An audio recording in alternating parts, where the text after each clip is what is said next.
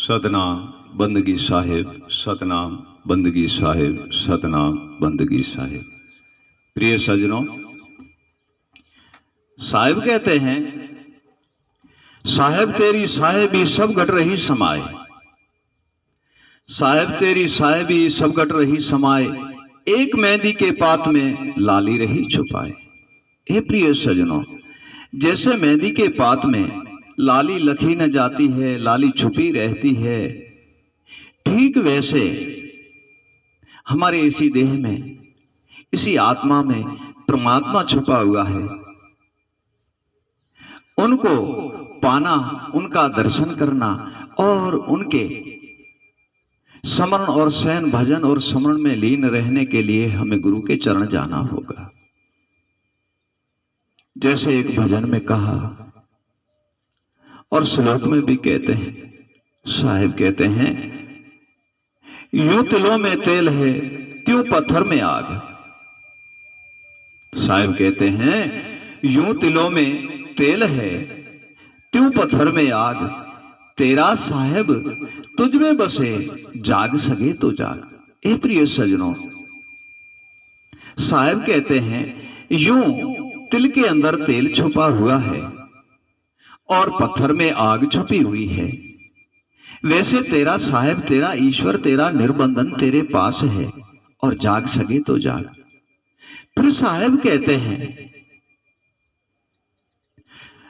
गुरु चरण में गए बिन जीव चेतन न होए। देखो, साहिब ने सरल भाव से उपाय बता दिया है। गुरु चरण में गए बिना जीव चेतन न होए, ज्ञान विवेक पाए बिना निर्बंध दर्शन न होए।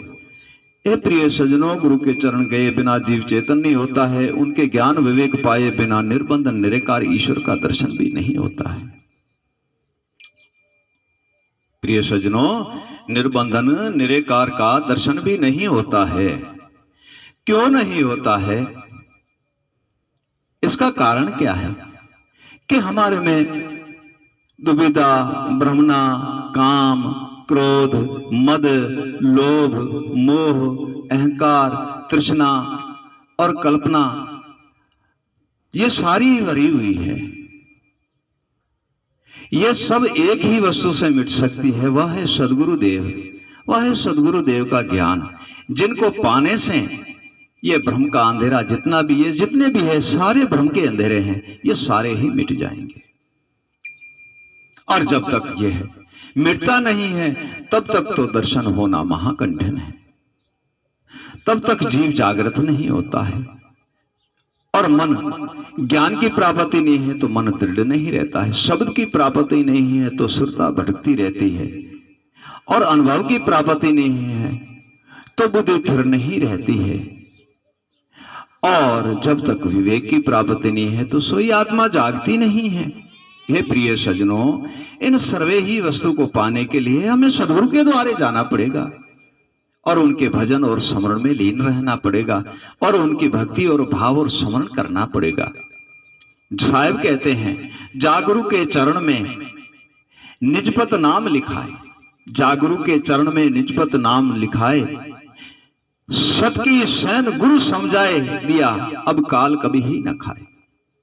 सदगुरु के चरण में जाएंगे, निजपत नाम लिखाएंगे, उनकी शैन शब्द और विवेक से इतनी उनकी शक्ति और कला शैन और शब्द में है कि उसे काल कभी खा ही नहीं सकता है, और उसके ऊपर काल का सवारी ही नहीं हो सकती है। काल उसको कभी डिगा या डोला नहीं सकते हैं, भ्रम के अंधेरे में वह कभी आ नहीं सकते हैं।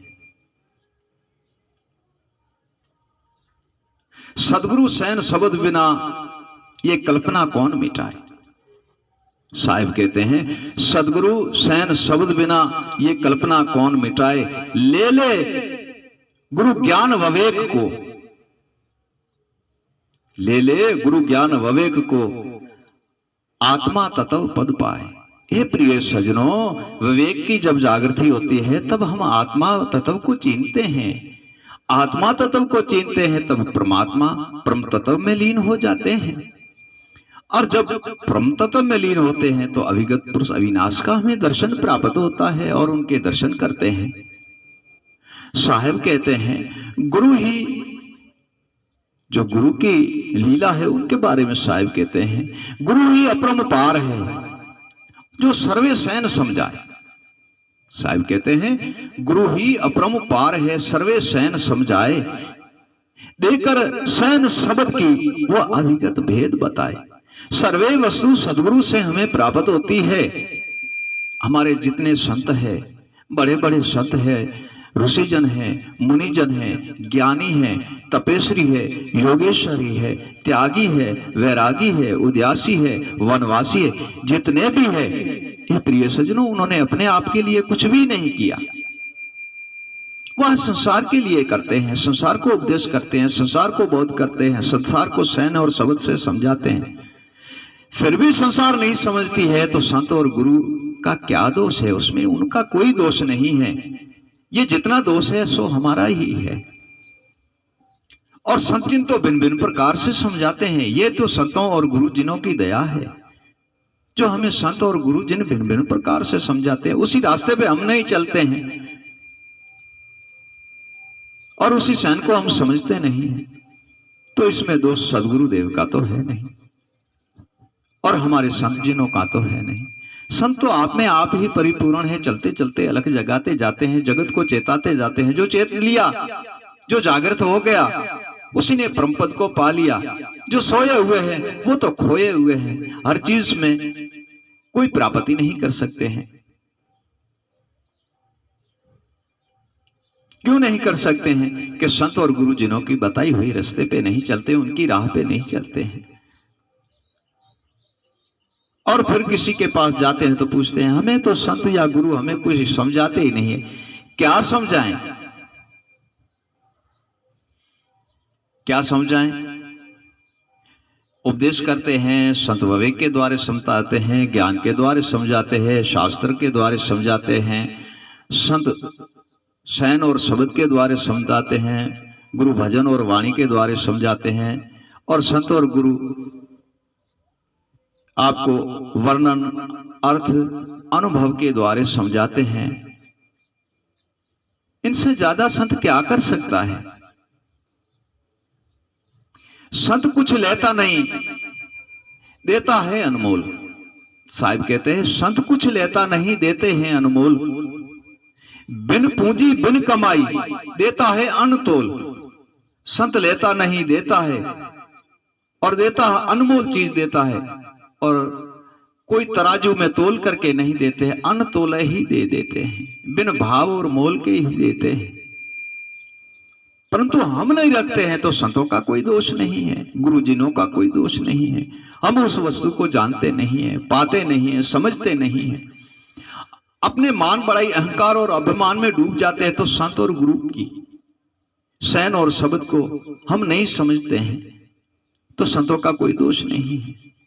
ये प्रिय सज्जनों, संत तो भिन्न भिन्न प्रकार से हम पे कृपा और दया करके समझाते हैं। गुरु जिन और संत जिन समझाते हैं, बोध करते हैं, उपदेश करते हैं, सोए जीव को जागृत करते हैं।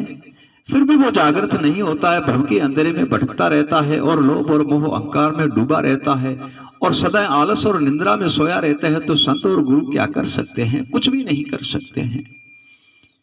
संत का काम, गुरु जिनों का काम है बोध करना, समझाना, उपदेश करना। आगे तो आपको निर्णय लेना है कि हमें इसी रास्ते पे चलना है।